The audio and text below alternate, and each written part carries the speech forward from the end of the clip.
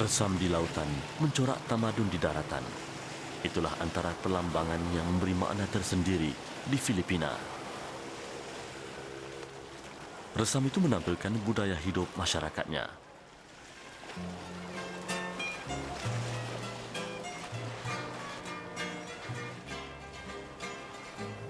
Wajah-wajah keriangan ini mengisi pesisir pantai, tanda nikmat alam semula jadi di bumi Filipina. Sejak lama, lautan mencorakkan jati diri masyarakatnya dalam membina tamadun di bidang pelayaran dan kemahiran meraih rezeki dari sumber lautan. Daerah ini menyumbang 20% daripada sumber tangkapan ikan bagi Filipina. Visayas, satu daripada 3 kepulauan Filipina yang memiliki gugusan pulau terbanyak. Daripada 7.107 pulau di Filipina, 6.000 daripadanya terletak di Kepulauan Visayas. Pulau utama di bahagian ini ialah Panay, Negros, Cebu, Bohol, Leyte dan Samar. Dan di antara pulau-pulau ini, Pulau Cebu tampil sebagai sebuah daerah yang banyak menyimpan kenangan pahit manis perjuangan menentang penjajahan. Malah Pulau Mactan, sebuah pulau kecil yang terletak bersebelahannya, menjadi medan perjuangan itu. Siapa menyangka di pinggiran pantai Pulau Mactan ini berlangsung peperangan antara kuasa tempatan dengan penjajah Spanyol. Pertempuran pertama antara kuasa barat dengan pemerintah tempatan berakhir dengan kekalahan Spanyol. April 1521, penduduk Melayu bersenjatakan panah dan lembing diketuai raja mereka bernama Lapu-Lapu menyerang 5 armada dengan 30 kapal perang Spanyol bersama 1.235 tentera diketuai oleh Ferdinand Magellan. Di pertempuran ini, Ferdinand Magellan terbunuh di tangan Raja Lapu-Lapu.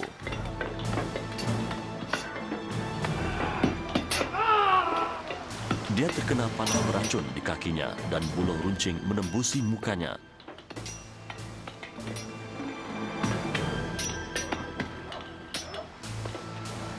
Hanya sebuah kapal bernama Victoria bersama 65 tentera musuh berjaya berundur.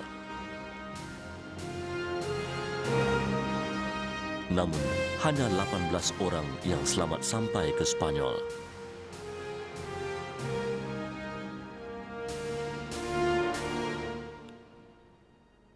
Ferdinand Magellan disebut sebagai kuasa penjajah pertama membawa pengaruh agama dari Spanyol ke Filipina. Dia juga dianggap orang pertama hampir berjaya mengelilingi dunia. Hari ini Tugu Peringatan Magellan di Vienna berhampiran tempat dia dibunuh. Magellan yang berketurunan Portugis turut menyertai serangan Portugis ke atas Melaka pada tahun 1511. Kehadirannya ke Filipina mewakili kerajaan Spanyol untuk menjajah dan mengembangkan agama anutan bangsanya. Sejarah tidak boleh dipadam. Kejayaan Lapu-Lapu membunuh Magellan, bangsawan Spanyol yang terkemuka itu, menjulang namanya sebagai wira yang berjaya mengekang kuasa Spanyol di bumi Filipina. Malah, kerajaan Filipina hari ini secara rasmi memberi pengiktirafan tentang peranan Raja Lapu-Lapu dalam perjuangan sucinya memartabatkan kedaulatan Filipina. Tugu Lapu-Lapu berdiri megah untuk mengisi detik bersejarah seorang wira Melayu berjaya mempertahankan maruah bangsa dan agamanya. Dialah anak Melayu yang diwartakan berjaya menghalang kuasa penjajahan Spanyol di awal abad ke-16. Kisah itu telah lama berlangsung. Yang tinggal ialah persoalan mengenai agama Lapu-Lapu. Benarkah Lapu-Lapu dan rakyatnya beragama Islam atau mereka berpegang kepada animisme? Kami menyusuri daerah Bandar Cebu sambil memikirkan rasional di sebalik perbezaan pandangan ini. Ini ialah Pejabat Hal Ehwal Islam Cebu di Jalan Borromeo. Pejabat Hal Ehwal Muslim atau OMA kini terdapat di setiap bandar utama Filipina. Daripada 89 pertubuhan Islam seluruh Filipina, OMA adalah satu-satunya badan rasmi Islam yang berada di bawah naungan kerajaan Filipina. Alimuddin M. Madano, pengarah di Pejabat Hal Ehwal Muslim di sini. Dia graduan di bidang pentadbiran dan pengurusan.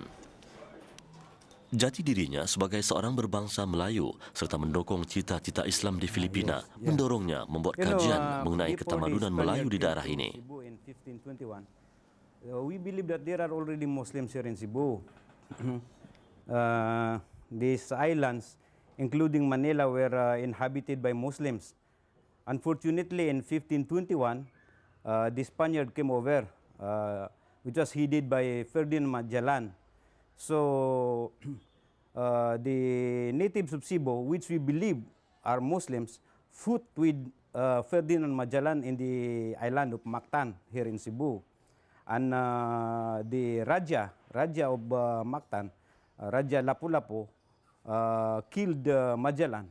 And we believe that Raja Lapu-Lapu is the first Malay who have killed big man from foreign countries, invaders.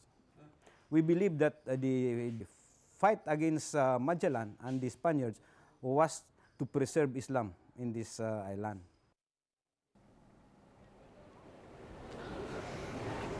Penduduk tempatan Cebuanos mendakwa bahawa Raja Lapu-Lapu adalah ketua kaum pagan yang beragama animisme. Tetapi Muslim Filipino percaya bahawa Raja Lapu-Lapu sebenarnya beragama Islam, seperti juga Raja Sulaiman di Manila dan Raja Lakandula di Tondo. Walaupun kira-kira 4 tahun selepas Magellan dibunuh, Spanyol kembali ke Filipina dan cuba menyebarkan pengaruh mereka. Kekalahan Magellan membawa kepada ekspedisi kedua yang menyusul bersama 7 buah armada pada tahun 1525. Namun, kedua-dua komandernya mati di lautan Pasifik. Manakala ekspedisi ketiga pada tahun 1526 gagal menemui Selat Magellan. Ekspedisi penjajahan keempat pula berlangsung pada tahun 1527 untuk menjajah Mindanao tetapi gagal. 15 tahun kemudian, satu lagi cubaan menjajah Mindanao turut gagal. Menyedari kekuatan penduduk Islam di Mindanao mendorong Spanyol untuk menumpukan usaha penjajahan ke atas Kepulauan Visayas. Dan 44 tahun dari tarikh pendaratan Magellan di Pulau Mactan, barulah ekspedisi penjajah Spanyol di bawah Miguel Lopez de Legazpi berjaya menawan Cebu pada 1565.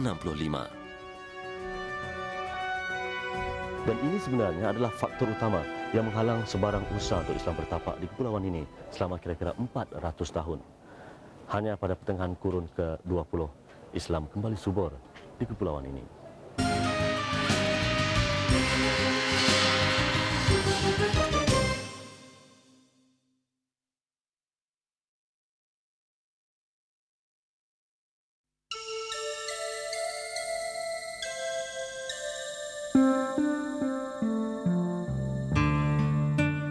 Berakhirnya penjajahan Spanyol pada tahun 1898 diikuti penjajahan Amerika Syarikat pada tahun 1946 membuka lembaran baru dalam perkembangan tamadun Filipina.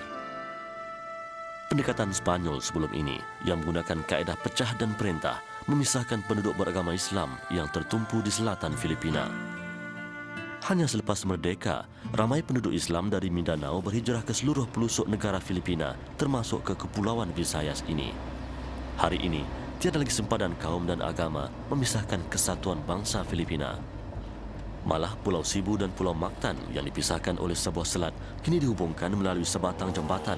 Ia diberi nama Jambatan Mactan. Kami menyusuri laluan di Cebu ini sebagai satu usaha menyingkap peradaban yang berlangsung di bumi yang pernah mencatat sejarah perjuangan bangsa Melayu.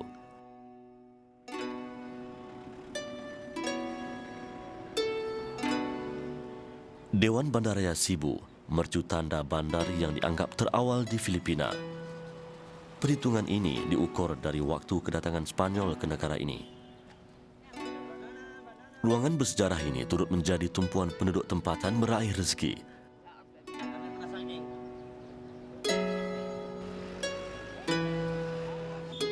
Cebu juga terkenal kerana pengeluaran gitarnya yang berkualiti tinggi. Di sini ia lazim dijual di jalanan. Kawasan mendepani Dewan Bandaraya Cebu ini menjadi tumpuan pelancong menyaksikan kesan waktu silam. Di ruangan ini, Ferdinand Magellan meletakkan batu asas pertama pengaruh penjajah Spanyol di bumi Filipina.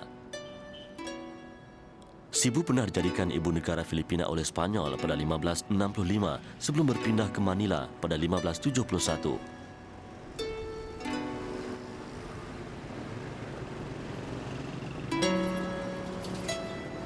Di selatan bandar Cebu, kesibukan semakin berkurangan. Di satu sudut jalan ini, kelihatan sebuah masjid yang menjadi mercu tanda baru kepada kewujudan penduduk Islam di sini.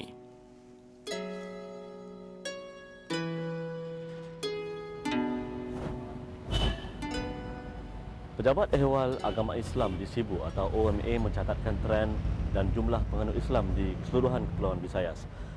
Dan berdasarkan catatan mereka menunjukkan bahawa daripada sejumlah sifar pada zaman sebelum Perang Dunia Kedua, jumlah penganut Islam di pulau ini meningkat sedikit demi sedikit pada tahun 1960-an. Sehinggalah kira-kira 12 tahun selepas itu, iaitu kira-kira pada tahun 1972, ia menunjukkan peningkatan yang agak mendadak. Dan pada hari ini, jumlah penganut Islam di keseluruhan pulau ini menjangkau lebih 200,000 orang dengan lebih 40 masjid dan 24 madrasah. Dan apa yang anda lihat ini ialah Masjid Al-Khairiyah, iaitu masjid yang terbesar di Bandar Cebu, terletak di tengah-tengah Bandar Cebu ini sendiri. Pelajar universiti berhampiran sering melawat masjid ini sebagai tugasan amali memenuhi syarat kajian mata pelajaran perbandingan agama. Pelajar-pelajar Universiti Santa Carlos ini bukan beragama Islam, tetapi di sini mereka diterima baik untuk memenuhi hasrat pengkajian mereka. Satu daripada syarat mata pelajaran pilihan di universiti di sini ialah mengkaji mengenai perkembangan agama di Filipina. Dan mereka memilih ajaran yang dibawa Nabi Muhammad SAW. Wadi lagi sila magkuha ka ng mga choir siguro. Salat zakat. Bilal muda, Abdullah Limbah, 29 tahun, diberi tugas untuk memberikan penjelasan ringkas mengenai masjid ini. Zakat Al-Khairiyah Mosque. Al-Khairiyah. Al-Khairiyah. Ang mahirap sa kanyang Bersebelahan dengan masjid ini, sebuah bangunan kecil dijadikan pejabat sekretariat Al-Khairiyah. Walaupun ia dibina serba sederhana, tetapi aktiviti sentiasa berlangsung. Pembantu Imam Zainal Abidin Kamamak, 42 tahun, diberikan peranan membantu pelajar-pelajar ini dalam kajian mereka. Pero may limit lang kasi bawat prayer doon meron tinatawag namin ang subo, ang doon prayer namin turakat, mid turakat. Magbaw ang presidente. How this does your religion beauty. Zainal Abidin telah menjadi pendakwah sejak 8 tahun dahulu dan kunjungan pelajar atas tujuan pengkajian ke sini sudah menjadi kebiasaan baginya. Wailin dan Maria pertama kali melawat masjid dan pengalaman ini sangat menarik bagi mereka. Inilah antara gambaran kebebasan keagamaan di Kepulauan Filipina hari ini. As I understood Islam, yes, they have different history, but they have the same goal for peace and for development of the world. That's how I see it. Islam really follow the teachings of the Quran, which is the Holy Bible. For me, Islam is more obedient on basing on laws. Unlike Christians, for example, there are laws in the Bible, in our Bible, but not everything of it that we follow. Unlike Islam, they really follow what is on the written in the Quran.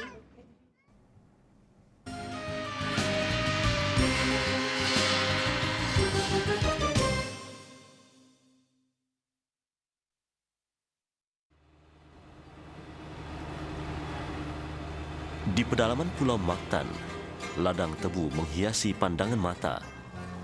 Daerah ini antara pengeluar tebu terbesar di Filipina. Pada dasarnya, hasil pertanian dan perikanan di sini menyumbang lebih 22% daripada sumber pendapatan Filipina hari ini. Yang jelas perkembangan Islam sangat ketara. Di setiap pulau di Kepulauan Visayas banyak masjid kelihatan. Di Panay terdapat 6 masjid, Negros 11 buah masjid, Leyte 7 masjid, Samar 5 masjid, Bohol 4 dan Cebu 8. Malah di Pulau Mactan, tempat asal Wira Filipina Raja Lapu-Lapu, terdapat 2 buah masjid.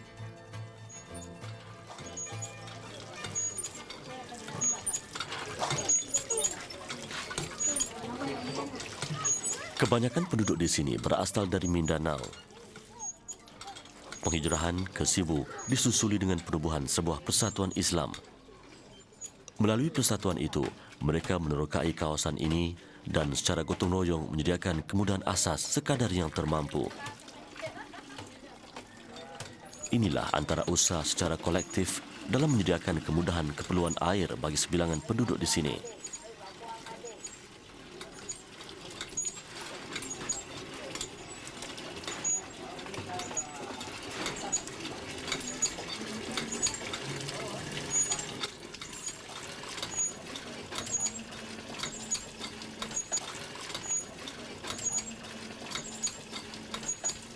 Khairuddin Panda, 41 tahun, berhijrah ke sini membina penghidupan baru bersama anak istrinya 12 tahun lalu.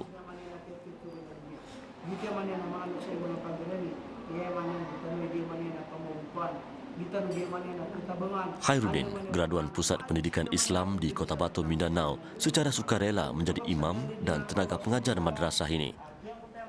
Di samping mengadakan kuliah harian, dia bersama beberapa guru lain mengadakan pengajian khusus agama pada hari Sabtu dan Ahad.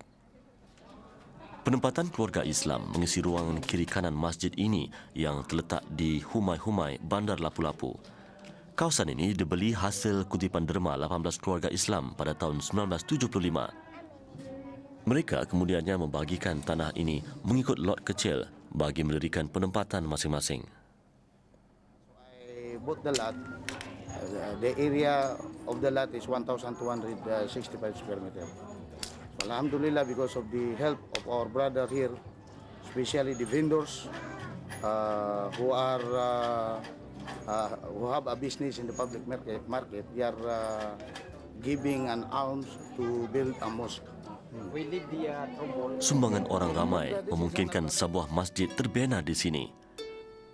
Muhammad Hamzah Badio dibantu timbalannya Muhammad Hashim Bagai, 40 tahun. Kebanyakan mereka adalah peniaga yang memiliki kedai pakaian dan barangan basah di pasar Bandar Lapu-Lapu. Muhammad Hashim, seorang peniaga kain, dia ke Manila setiap bulan membeli kain dan menjualnya di pasar Lapu-Lapu.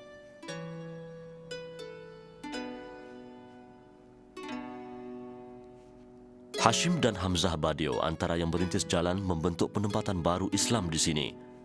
Kebanyakan yang tinggal di sini terdiri daripada rakan peniaganya di pasar Lapu-Lapu. Antaranya Abdul Hamid.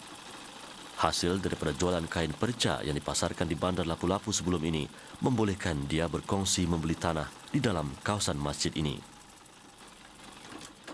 Tanpa disedari, dalam jangka waktu daerah ini dihuni oleh penduduk Islam, warisan baru yang dilahirkan di sini sudah menjangkau usia remaja. Fatimah adalah anak kelahiran di sini ketika kawasan ini baru didiami keluarganya.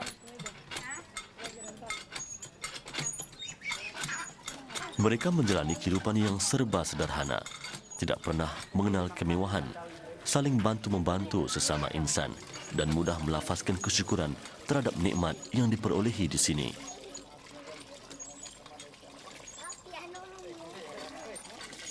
Mereka sebahagian daripada 2,000 umat Islam yang tinggal berselerakan di sekitar Bandar Lapu-Lapu ini. Meskipun begitu, perkembangan ini tidak terhenti di sini. Muhammad Hamzah Badio dan Muhammad Hashim Bagai diamanahkan mencari penempatan baru untuk memenuhi keperluan penghidupan yang lebih selesa. Kawasan ini yang satu masa tidak didiami, kini berubah membentuk kehidupan sebuah perkampungan Islam. Aspek yang mendokongi perkembangan ini ialah kebebasan beragama dan sistem perhubungan yang melebarkan arus interaksi antara kaum dan bangsa. Tidak mustahil kesejahteraan bangsa dapat dibina atas keutuhan nilai murni yang dicipta dalam resam beragama. Sekian persembahan Lidah Rasul dari Cebu, Kepulauan Visayas. Semoga apa yang telah dipaparkan membawa manfaat pada kita semua. InsyaAllah kita bertemu lagi di lain siaran dengan paparan yang lebih menarik. Sehingga itu, Assalamualaikum dan salam sejahtera.